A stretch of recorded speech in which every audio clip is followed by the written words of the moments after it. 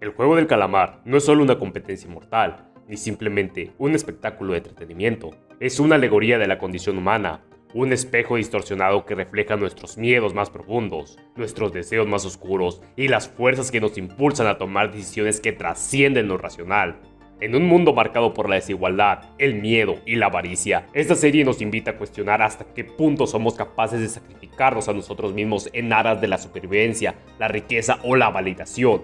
¿Qué haríamos si nuestras vidas fueran reducidas a una apuesta donde la moralidad se convierte en una mera ilusión? En la segunda temporada del Juego del Calamar, los personajes regresan a un escenario donde la vida y la muerte se deciden en un juego despiadado. Pero en el fondo, la verdadera pregunta que plantea no es si lograrán escapar con vida, sino qué precio está dispuesto a pagar por la oportunidad de escapar de la miseria. Enfrentando la tentación del dinero fácil y la supervivencia, se cuestionan sus propios valores, sus principios y sobre todo su humanidad. A medida que observamos este juego macabro, no podemos evitar preguntarnos en qué momento el dinero, el poder y el miedo nos convierten en sombras de lo que fuimos. ¿Hasta qué punto somos capaces de traicionar a quienes amamos para alcanzar un futuro mejor? Y lo más inquietante de todo, ¿en qué momento el sistema que hemos creado para protegernos se convierte en el monstruo que nos devora? La historia arranca después de los eventos de la primera temporada con Seng-Yoon, enfrentando las secuelas de su victoria. A pesar de haber ganado, la victoria le dejó cicatrices profundas. Consumido por la culpa y la ira, decide infiltrarse nuevamente en los juegos para desmantelar la organización desde adentro. Sin embargo, a medida que se adentra en los oscuros secretos de los organizadores del juego, se da cuenta que la misma estructura que le permitió sobrevivir ahora está llevando a la ruina a más personas. La historia comienza con una muestra de la sociedad que ha quedado marcada por el trauma y el caos generado por el juego del calamar, la avaricia por el dinero, la sensación de impotencia y la desconfianza en el sistema llevan a Yoon a investigar más a fondo, mientras que otros personajes se ven arrastrados a un ciclo similar de desesperación. Yoon se prepara meticulosamente, consciente de los peligros que le esperan. Su primer destino fue Seúl. Yoon sabe que sus movimientos están siendo vigilados, pero después del tiempo que ha pasado y haber cambiado su apariencia física, ¿cómo es esto posible? Yoon se da cuenta de que en alguna parte de su cuerpo debe tener un rastreador, el cual no tarda mucho en encontrar y remover de su cuerpo. Yoon sabe que encontrar a los organizadores de sus juegos no será nada sencillo, por lo cual, utilizando el dinero del premio que ganó, comienza a idear un plan. Seng-Yoon, motivado por la ira y la necesidad de desmantelar los juegos, primeramente se vuelve el dueño de un motel el cual lo ayuda a pasar desapercibido. Además, se alía con un grupo de criminales para encontrar al reclutador, conocido por dar cachetadas como incentivo para participar en los juegos. Yoon utiliza estos contactos para infiltrar redes clandestinas y rastrear las operaciones internas, sacrificando parte de su moralidad. Esto revela cómo el sistema corrupto puede transformar incluso a las personas más justas en seres dispuestos a todo para alcanzar sus objetivos. Los años pasaron, y la falta de progreso provocaron que las personas a su alrededor perdieran la fe en su misión. Muchos comenzaron a verlo como alguien obsesionado, incapaz de superar los traumas de los juegos. Yoon, sin embargo, persistió a pesar del aislamiento, confinado en sus propias pistas y su situación. Finalmente, su esfuerzo dio frutos cuando Kim y Gusok, dos de los cientos de personas que Yoon contrató para tener vigilados las estaciones del metro, por fin localizaron al reclutador, demostrando que su determinación y propósito no eran en vano. En un instante, mientras que Kim y Gusok seguían al reclutador, se encontraron con una bizarra escena. El reclutador se acercó a un grupo de personas sin hogar y uno a uno les ofreció dos opciones: tomar un billete de lotería con una esperanza vacía o un pan para saciar su hambre inmediata. Esta escena es un reflejo profundo de cómo la esperanza puede prevalecer, incluso sobre las necesidades básicas. A pesar de su situación desesperada, los participantes eligieron el boleto como un símbolo de una posible salida de la pobreza extrema, mostrando cómo el sistema manipula esa esperanza para mantener el control. Esta elección evidencia cómo la ambición y el deseo de un futuro mejor pueden superar incluso el instinto de supervivencia inmediato. Sin embargo, Yoon tarda más de lo esperado en llegar al lugar debido a múltiples retrasos. Por tal motivo, Kim y Gusok deciden confrontar directamente al reclutador, pero esto no esperaban ser superados rápidamente por la habilidad y fuerza física del mismo, siendo derrotados, secuestrados y despertando atados, obligados a jugar un mortal juego, la ruleta rusa, donde después de múltiples juegos, sintiendo el miedo,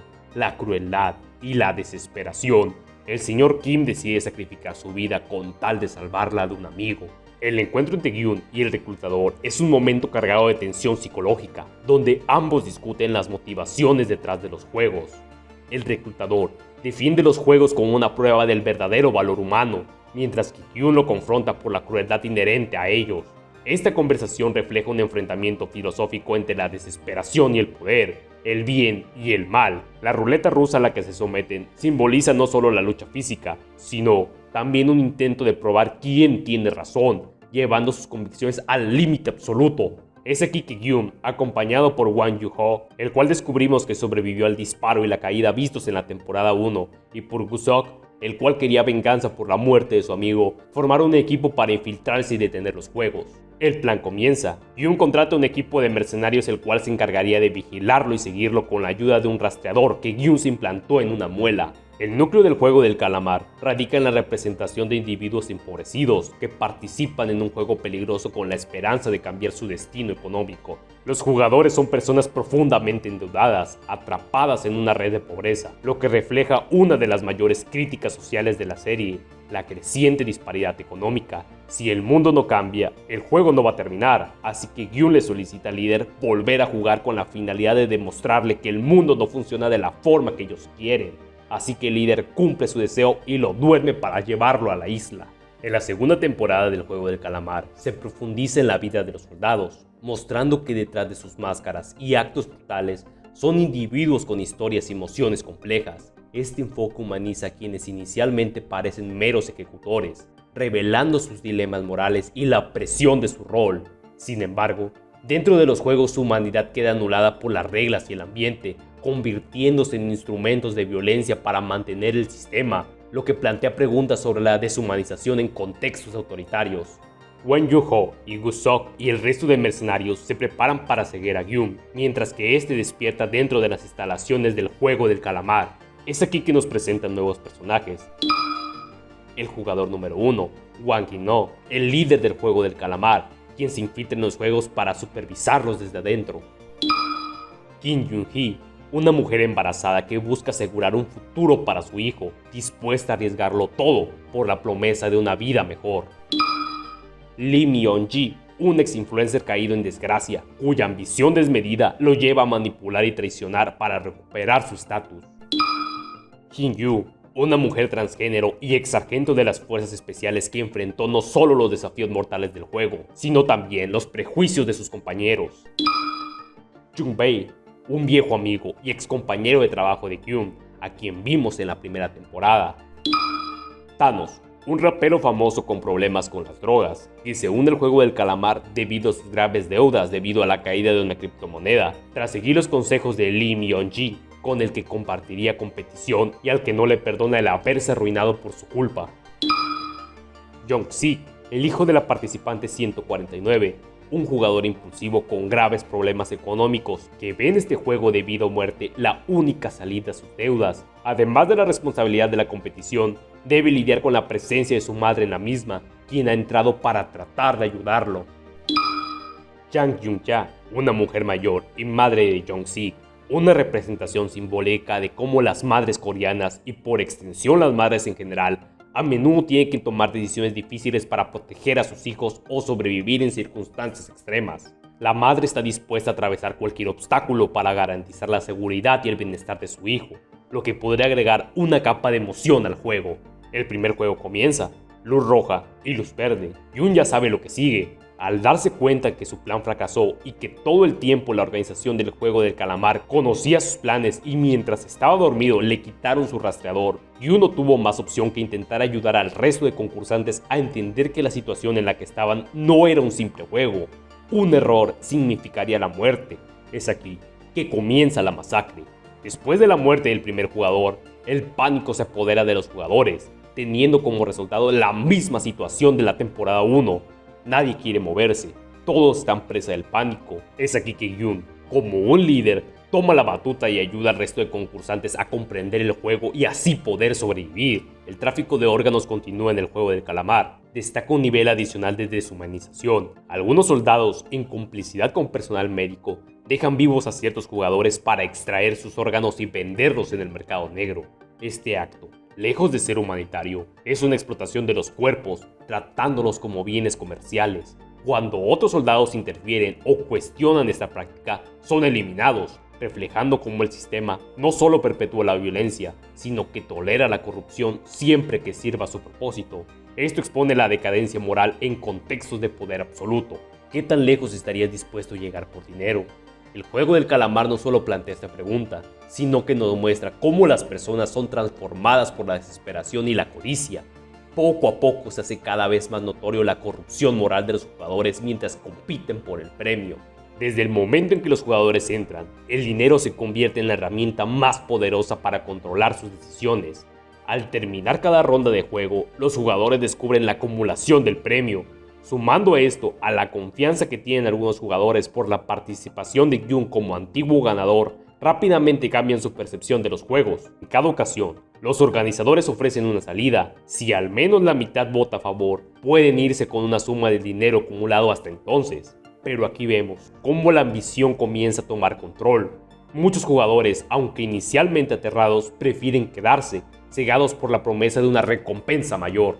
A medida que avanzan los juegos, las decisiones se vuelven más difíciles y el dinero transforma a las personas. Algunos juegos, como el pentatlón a 6 piernas, obligan a los jugadores a hacer alianzas, cooperar y trabajar en equipo. Y otros, como agrupados, donde los jugadores deben eliminar a sus propios compañeros para sobrevivir, mostraron cómo las alianzas y amistades se rompen por el dinero. La avaricia no solo divide a los jugadores, también los despoja de su humanidad. Esas acciones no son solo producto del miedo, sino también de la codicia y el deseo de asegurar el premio, llegando al punto de asesinarse entre los propios jugadores con tal de poder ganar las votaciones y así seguir jugando. El costo de ganar no es solo la vida de los demás, es la pérdida de la propia identidad. El dinero se convierte en un símbolo de poder, pero también de culpa y desesperación. ¿De qué sirve ganar si pierdes todo lo que te hace humano? La manipulación psicológica de los organizadores crea un ambiente donde la avaricia es la única opción viable. Seng-Gyun y su grupo elaboran un plan audaz para confrontar a los organizadores de los juegos.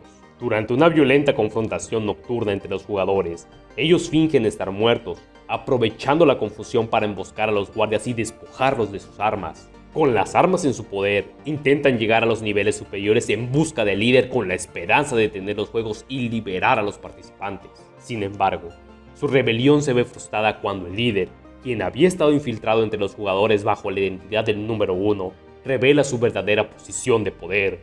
En un giro devastador, ejecuta a Jun-bi, el mejor amigo de Hyun, como una lección y muestra de autoridad. Este intento fallido de sublimación resalta la desesperación y valentía de los jugadores al desafiar un sistema opresivo, pero pone en manifiesto la omnipresencia y control absoluto de los organizadores. La muerte de Jung-bae marca un punto de no retorno para Hyun, intensificando su determinación de confrontar y desmantelar los juegos, a pesar de los riesgos y sacrificios personales. Los eventos que acabamos de analizar nos llevan a una reflexión más amplia sobre la condición humana.